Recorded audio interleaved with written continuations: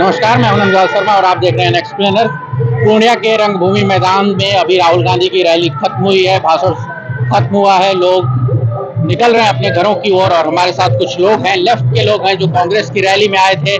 नीतीश कुमार के पाला बदलने के बाद इंडिया गठबंधन बिहार में एक तरीके से कहा जा रहा था कि कमजोर पड़ गया है, लेकिन आज की ऐतिहासिक रैली के बाद राजद, लेफ्ट और कांग्रेस के कार्यकर्ताओं ने जो सहयोग और एक तरीके से तालमेल दिखाया है वो बताता है कि यहाँ की रैली बड़ी सफल रही है, लाखों लोग आए। हम बात करेंगे, हमारे साथ लेफ्ट के कुछ लोग हैं। सर, क्या नाम होगा आपका? मेरा नाम बिंदेशी मंडल है, मैं भागलपुर से आया हूँ। आप भागलपुर से आए हैं, क्या लगता है आपको बिहार और देश की राजनीति किधर जा रही है?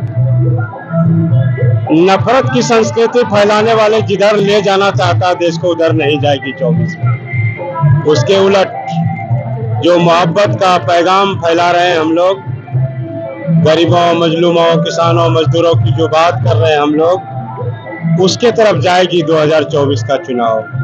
नीतीश कुमार ने जो जाति जनगणना कराई उसमें जो पिछड़ा वोट बैंक निकल के आया, बीजेपी भी उसकी राजनीति कर रही है और नीतीश कुमार भी कर रहे हैं। आप लोग किधर देख रहे हैं? मैं समझता हूँ कि बीजेपी उसकी राजनीति नहीं कर रही है, बल्कि बीजेपी की राजनीति के बरखिलाफ नीतीश कुमार ने वो जनगणना कराया था और जो रिजल्ट सामने आया उससे बीजेपी घबरा गए हैं।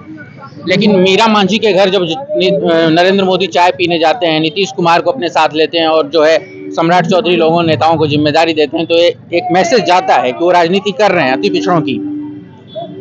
जिसको आज मोदी जी बहुत गरिया रहे हैं, नफरत की संस्कृति फैला रहे हैं, ये लोग आप पुराने इतिहास में जाएगा तो इन लोगों ने अपने लोगों को बैठाया था उसके राज सत्ता में, और किसी सम्राट चौधरी को, किसी नीतीश कुमार को ले जाकर के किसी मांझी के घर में जाकर के चाय पी लेने से हिंदुस्तान का नक्शा नहीं बदलना है।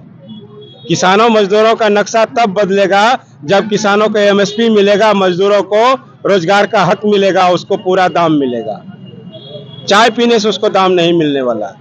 दरअसल नरेंद्र मोदी प्रतीकों की राजनीति करते रहे और आप ये देखिए कि बिहार में जिस तरीके से यात्रा निकाली गई बीजेपी के द्वारा, राम मंदिर के लौह कुश यात्रा और तमाम यात्राएं, तो क्या 2024 में आप लोगों को क्या लगता है बिहार में किस मुद्दे पर वोट होगा? राम का मसला तो व्यक्तिगत मसला है, हो सकता है कि मैं भी राम का भक्त हो सकता हूँ, लेकिन जो राजनीतिक मसला है वो किसान मजदूरों का मसला है, वो बिहार के विकास का मसला है, वो संविधान बचाने का मसला है, वो नफरत की संस्कृति के खिलाफ मोहब्बत की संस्कृति पैदा करने का मसला है। राम का मसला इसमें कहीं से नहीं है, और उन्होंने जो राम के नाम पर जो उसको राजनीतिक रंगमंच दिया है, ये भारत के इतिहास में काले अक्षरों में लिखा जाएगा। बहुत सारे लोग जो यहाँ पर आए हैं, रोजगार दो और जो है अग्निवीर की बात कर रहे हैं। बेरोजगारी बिहार में मुद्दा है? बिल्कुल, बेरोजगारी बिहार में मुद्दा है। बिहार में क्या, पूरे देश में मुद्दा है। आज इजराइल जल रहा है, वहाँ हत्याएं हो रही है, और मोदी जी गुजरात से, बिहार से, सारे देश से भेज रहे हैं इजराइल में काम करने के लिए। तो ये क्या है? अगर मुद्दा नहीं रहता, लोग बेरोजगार नहीं रहते, लोग मोदी से तबाह नहीं रहते, तो इजराइल में अपना जान गंवाने क्यों जाते? ये तो मोदी को जवाब देना चाहिए था। जिस तरीके से ईडी का इस्तेमाल हो रहा है, चाहे वो लालू यादव हो, तेजस्वी यादव हो, या झारखंड में हो रहा है, यहाँ के जो लोग हैं, जो आम पब्लिक है, उसके बीच क्या मैसेज है, क्या संदेश है? क्या वो इस बात को समझ रही है कि नेताओं को परेशान किया जा रहा है? तो ये काम तो अंग्रेज भी क्या करते हैं, जैसे उनके चट्टे बट्टे हैं करेंगे। इसमें लड़ने वाले के लिए क्या, भगत सिंह को फांसी हुई तो उससे क्या हो गया? और तेज हुआ, आग तेज हुआ, आंदोलन की आज़ादी और तेज हुई। बहुत सारे हमारे 13-13 वर्ष के खुदीराम बोस ने अपनी शहादतें दी, तो उससे क्या भारत की आज़ादी का मसला रुक गया? लोग और भी मुस्तैदी के साथ लड़ेंगे। ईडी करे, सीडी करे, जो करना कर ले, सबको फांसी पर चढ़ा दे। हम लोग तो कम्युनिस्ट वाले ये मानते हैं कि हमको फांसी पर चढ़ाया जाएगा, लेकिन लड़ेंगे, उसको अंत करके दम लेंगे। एक सवाल ये भी है कि लेफ्ट के लोग हैं, और चाहे आरजेडी है चाहे कांग्रेस, नीतीश के अलग होने के बाद कितना समीकरण बदला है? आप लोग तो ग्राउंड पे काम कर रहे हैं, समझ रहे हैं। समीकरण जो ये देख रहा था कि भक्तिमय हो गया बिहार, पूरा हिंदुस्तान, वो रामलला की स्थापना के साथ खत्म भी हो गया। वो आप लोग भी अच्छी तरह से जानते हैं, हम लोग तो गांव और शहर में देख रहे हैं, जहां मैं ग्राउंड पर काम कर रहा हूं, देख रहा हूं। कोई फर्क पड़ने वाला नहीं है आधा से 1% के बीच में कोई इधर उधर उलट पुलट हो गया तो हो गया, लेकिन एक बात, जिस तरह से वादा खिलाफी करके बिहार की जनता का हौसला तोड़ करके नीतीश जी गए हैं, फिर से एक बार नफरत की संस्कृति पैदा करने के लिए बिहार के लोगों ने ठान लिया कि इस बार नीतीश नहीं। नीतीश कुमार अगर 2024 के बाद वापस आना चाहें तो फिर लड़ेंगे, फिर उनको साथ ले लेंगे आप? नहीं, हम काहे ले लेंगे, हमारी कोई जरूरत नहीं है। कम्युनिस्ट पार्टी ने अपना एजेंडा नहीं बदला। माले के महासचिव ने आज भी उसी एजेंडे पर काम किया, उसी एजेंडे पर अपनी बात को रखी है। कम्युनिस्ट पार्टी ने एजेंडा नहीं बदला।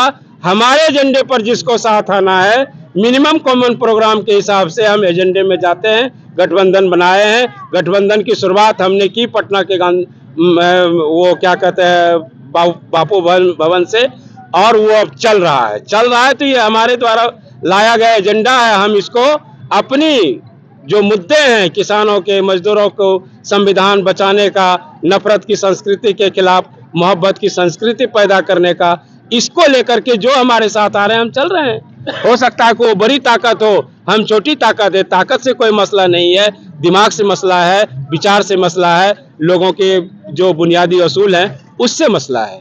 राहुल गांधी की रैली में आप लोग आए हैं, तो आप लोग न्याय यात्रा इधर से गुजर रही है, इधर अररिया में गुजरी, फिर उधर से किशनगंज और तमाम, किस तरीके से देखते हैं, कितना सफल है ये? राहुल जी का यात्रा बिल्कुल सफल है, नो डाउट, इसमें डाउट करने का किसी के लिए कोई बात नहीं है। और राहुल जी की यात्रा से ही बीजेपी वाले घबराए हैं कि बिहार में एक और प्यादा, उसने जो नकारा प्यादा उसको ले लिया। आप नीतीश कुमार को प्यादा बोल रहे हैं?